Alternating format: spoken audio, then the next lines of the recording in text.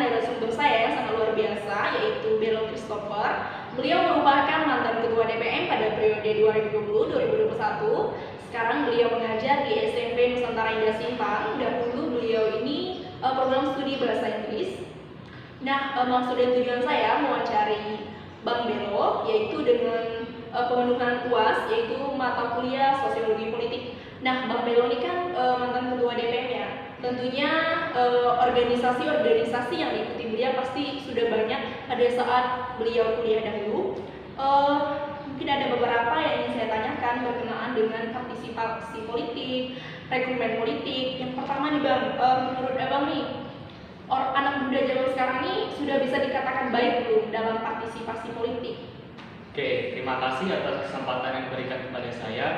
Menurut pandangan saya pribadi, peran orang muda di dalam politik itu sendiri sangat penting ya. Di sebelum di era-era ini kita ada yang namanya Sumpah Pemuda. Nah, itu yang menjadi batu ataupun dasar silver stone-nya pemuda kita zaman sekarang. Itu Sumpah Pemuda itu harusnya dididik kembali mengenai peran pemuda di dalam berpolitik ya. Untuk pandangan saya untuk saat ini, untuk siswa ataupun mahasiswa kita ataupun organisasi ataupun orang-orang muda terkait dengan politik, saya bisa katakan masih rendah ya. Kita bisa lihat contoh kecilnya saja di dalam lingkungan kampus ya. Terkadang mahasiswa kita itu minim untuk ingin berperan aktif di dalam organisasi. Ini menunjukkan suatu cerminan peran pemuda di dalam politik, terutama ke dalam bidang politik itu masih kurang ya, seperti itu. Contoh kecilnya saja juga ketika ada pemilu, mungkin anak-anak muda ini merasa politik ini tidak penting bagi dirinya sendiri ataupun merasa acuh tak acuh dengan politik itu sendiri. Namun perlu diperhatikan, politik menjadi sistem pemerintahan yang bisa menentukan keputusan setiap keputusan yang diambil. Jadi peran politik sebenarnya sangat penting, terutama partisipasi pemuda dalam memegang peran politik. Seharusnya sudah saatnya pemuda saat ini sudah melek politik, seperti itu menurut pandangan saya pribadi. Oke, terima kasih Bang atas tanggapannya. Mungkin itulah penilaian beliau terhadap seberapa baiknya peran pemuda dalam berpartisipasi politik maupun dalam rekrutmen politik. Nah, masih ada beberapa nih Bang pertanyaan yang ingin saya berikan. Pada zaman Abang menjabat sebagai Ketua DPM, apa saluran yang Abang berikan terhadap masyarakat, khususnya terhadap lingkungan di STKIP ini? Mungkin dapat memberikan cerminan kepada anak-anak muda nantinya yang menjabat sebagai Ketua DPM maupun Ketua BEM agar menjadi contoh dan teladan yang baik. Oke, terima kasih. Pertanyaan yang sangat bagus. Di tahun kepengurusan saya 2020 ya, 2020-2021, tentu saja kita harus ketahui fungsionalnya ataupun fungsi dari organisasi itu sendiri apa. Misalnya kita harus tahu fungsi DPM dan BEM itu apa. Jadi kerjanya tidak kebolak-balik, dalam artian seperti ini. DPM itu kan Dewan Perwakilan Mahasiswa. Kita kalau menilik ke dalam sistem politik tadi ataupun politik tadi, DPR-nya kampusnya di pembuat undang-undang. Nah, jadi di dalam organisasi kampus tentu saja ada yang namanya dampak bagi masyarakat untuk kedepannya. Tapi untuk khusus DPM sendiri di pengurusan saya, DPM itu menjadi fondasi dasar bagi mahasiswa untuk menyalurkan aspirasinya. Ini kan Dewan Perwakilan Mahasiswa harus menerima aspirasi yang diberikan setiap mahasiswa, setiap prodinya kepada kami. Bukan hanya HMPS, UKM, tapi juga semua organisasi, karena DPM itu kan organisasi yang paling tinggi kedudukannya. Jadi kita harus menerima aspirasi, masukan-masukan yang diberikan kepada kami. Tentu saja kami tidak bisa bekerja sendiri. Makanya dibentuk ataupun dibuatnya yang namanya Badan Eksekutif Mahasiswa. Itu yang menjadi pelopor ataupun eksekutifnya. Jadi teman-teman nanti kalau sudah ada di dalam organisasi kedua ini harus bisa membedakan mana yang bukan eksekutif dan yang eksekutif. Jadi harus membedakan. DPM itu sebenarnya bukan eksekutif. Jadi kita menjadi sarana aspirasi bagi mahasiswa. Nah, kembali ke pertanyaan tadi, apakah pernah ataupun ada kegiatan yang dilakukan di dalam pengurusan saya dahulu bersama Ketua BEM yang dahulu, bersama kami pastinya ada ya, pastinya. Waktu contoh kecilnya saja, waktu ketika ada banjir pada saat itu mungkin tidak separah yang tahun lalu ya, tapi banjirnya itu kami mengumpulkan teman-teman dari HBS, dari UKM, baik itu UKM wajib, UKM pilihan, untuk mengumpulkan dana bagi untuk keperluan penduduk Sintang terutama yang pada saat itu masih terkena banjir, mengumpulkan dana untuk menyalurkan bantuan yang meskipun tidak terlalu besar kami, namun inilah peran ataupun dampak kami sebagai mahasiswa di dalam organisasi seperti itu. Oke, baiklah, setelah mendengar dari beberapa tanggapan Abang yang Abang salurkan selama menjadi ketua DPM, mungkin dapat menjadi inspirasi nantinya siapa saja yang memimpin di DPM depannya. Lalu ada beberapa juga Bang yang ingin saya tanyakan. Dahulu pada saat Abang menjadi ketua DPM, yang merekrut anggota itu pasti kita sendiri ya sebagai ketua. Nah, kualifikasi seperti apa sih yang Abang nilai dari merekrut keanggotaan DPM itu sendiri? Oke, terima kasih, pertanyaan yang sangat bagus. Sebelum saya mencalonkan diri sebagai ketua DPM itu, saya punya visi dan misi. Nah, visi misi ini yang saya transferkan ke dalam projaya saya. Nah, tujuannya agar nanti saya ini mengetahui, oh saya ini perlu anggota seperti apa. Nah, pada saat itu kami ataupun saya di DPM sendiri, Dewan Perwakilan Mahasiswa sendiri, minimal ada 2 kategori. Kategori dalam artian ketika kami ataupun penyeleksian di dalam merekrut anggota-anggota kami di dalam Dewan Perwakilan Mahasiswa. Ya. Yang pertama adalah kami harus mengetahui bagaimana siap atau tidaknya teman-teman ini untuk bekerja di bagian ataupun tugas-tugasnya di DPM. Nah, penting untuk mengetahui tugas-tugas dari ataupun kesanggupan dari teman-teman yang kita rekrut ini agar kita mengetahui psikologis anak ini ataupun siswa ini ataupun orang ini itu seperti apa. Sangat penting untuk mengetahui psikologisnya. Misalnya kalau kita tidak mengetahui psikologis anak tersebut ataupun teman kita tersebut, maka akan terjadi yang namanya kesalahpahaman.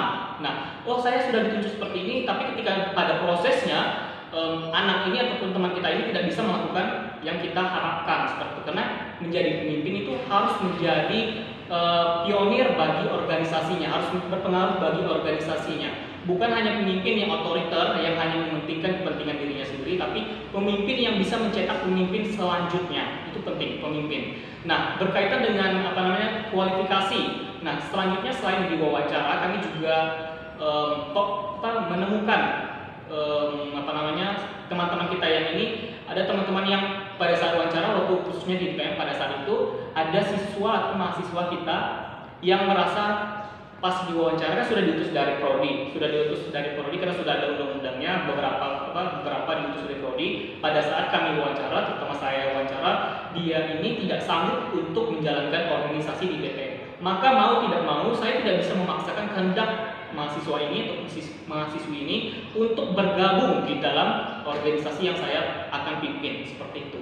Ya, jadi ya pasti ada namanya proses seleksi alam, pasti ada pada saat kita berjalan pasti ada. Namun mahasiswa ini saya tidak masukkan ke dalam organisasi yang saya pimpin karena ya memang dia sendiri sudah mengakui bahwa dia tidak bisa untuk bekerja di DPM ini. Tentu saja ya masih banyak mahasiswa atau mahasiswi lain yang ingin menjadi bagian dari DPM itu sendiri karena tidak bisa dipaksakan untuk berikut organisasi menurut saya.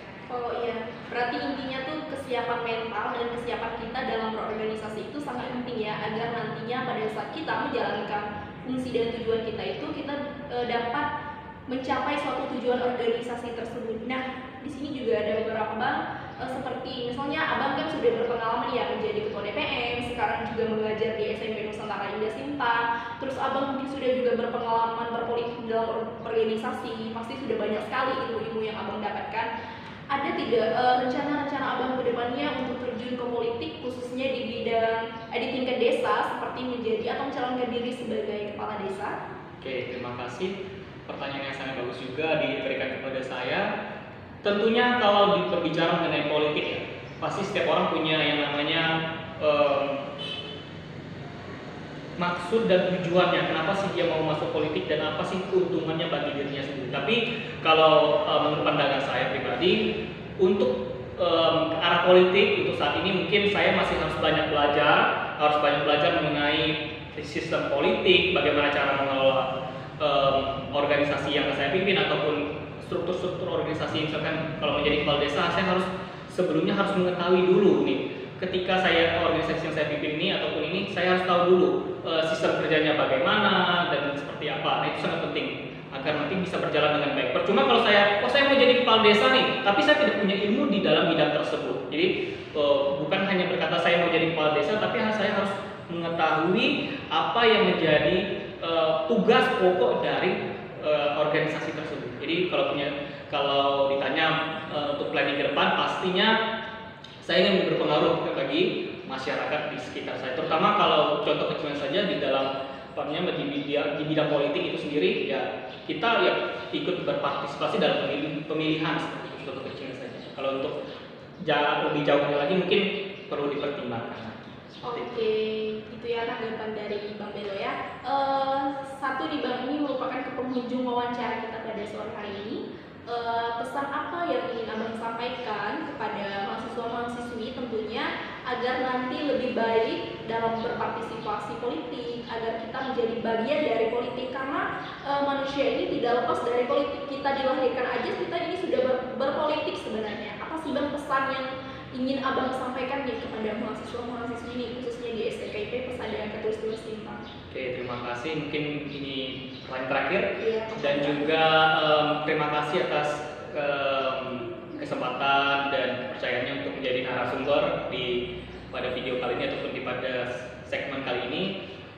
Pesan saya, masa muda kita hanya satu kali. Jadi buatlah lebih berarti, karena masa muda kita tidak akan terulang kembali.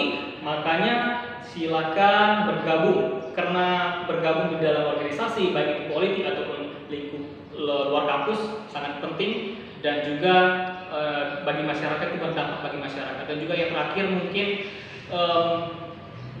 kemungkinan kebanyakan banyak pikiran, banyak ini mikir, makanya mulai dulu dari hal perkara-perkara kecil. Karena kalau kita sudah setia di dalam perkara-perkara kecil, maka Tuhan akan memberikan perkara-perkara besar bagi kita untuk kita lakukan di kemudian hari. Mungkin itu saja. Jadi jangan pernah takut untuk memulai mengikuti organisasi, baik itu di lingkup internal kampus ataupun di lingkup luar kampus. Karena pasti ada apa yang kita tanam itu yang kita tuai. Jadi hidupmu pilihanmu. Kita bebas memilih apa saja di kampas kehidupan kita ini.